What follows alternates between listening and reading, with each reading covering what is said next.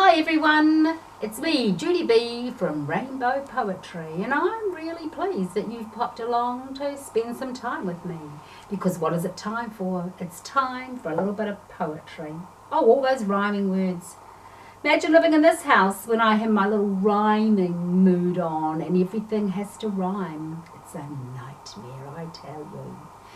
So, when I write, I don't know about you, but I really enjoy writing about things that you know about. So I often will use like fairy tales or nursery rhymes, and then I like to change them around, make them a little bit different.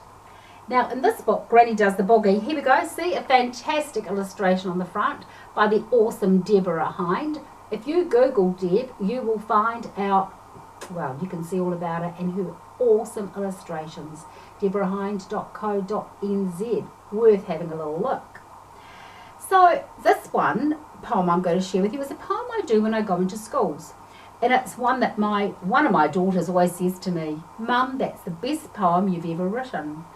And kids get up and they act it out and they help me. In fact, there might even be someone watching this now that goes, I've done that. And it's always a bit of fun. So it's a Grandmama and the Wolf, which is why I am wearing my little red cloak. Yes, I took it out of Little Red Riding Hood's closet while she wasn't looking. See what an evil grandmother I can be? No, not really. Grandmama and the Wolf. Let me introduce myself. I'm Little Red Riding Hood. You may have heard about my bad experience in the wood. I was going to visit my grandmama, who'd recently been quite ill. I was taking her some books to read, her dinner and her pill. As I was walking through the woods, I feared I wasn't alone. There was only one thing for a girl to do, reach for her mobile phone. I rang my friend the woodcutter to tell him I was scared, begging him to rescue me or I might end up dead. I stood there feeling terrified of shadows in the trees. Oh, I heard the strangest sound. I looked down. It was my niece. Just then my friend the woodcutter came rushing into view. I think it must be the big bad wolf. Oh, a wolf? What are we going to do? If he finds poor Grandmama, she can't put up a fight. She's too old and not too well. He'll eat her in one bite. Through the woods we headed off to save Grandmama from harm. But the wolf was there ahead of us, holding her in his arms. Let her go, you evil beast! They both stopped and looked at me. He's not going to eat me, silly girl. He's taking me out for tea. Oh, I've been feeling very lonely, like my life was at an end.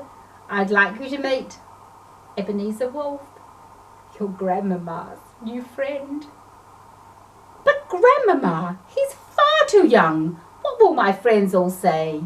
Oh, it's all right, child, in human years. I'm turning 75 today. Everyone was gossiping. This time she'd gone too far.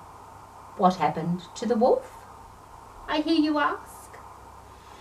Well, now I have to call him Grandpapa. See, a little bit of a twist on the end that you don't expect. So yes, Grandma and the wolf got married. Quite an occasion. Now when I did this book, which is Granny Does Karate, I had a little competition. And I got kids from all around the country to enter and send me poems. They had to be based on a fairy tale. Now this one was by a girl, Aja Cameron, who at that stage went to Tauranga Intermediate, but I'm sure she's a high school girl now. And I love this because when kids write, often they miss that rhythm, and that's the most important thing with poetry. It's got to have rhythm, that beat, you know, da-da, da-da, da-da, da-da. And she got it bang on. There was hardly anything we had to look at changing. So this is Goldilocks and the Three Bears. Once upon a time, in a small lost town, there lived a little girl who was naughty all around. She skedaddled into the forest, and what did she do? She ran into a cottage that belonged to you know who. She gobbled up some porridge. She broke the little chair. She fell asleep in someone's bed, but didn't seem to care. Mother Bear rang the police, who turned up really slow. They ran upstairs to discover Miss G was on the go. Out the window, through the trees, Goldilocks cast a spell.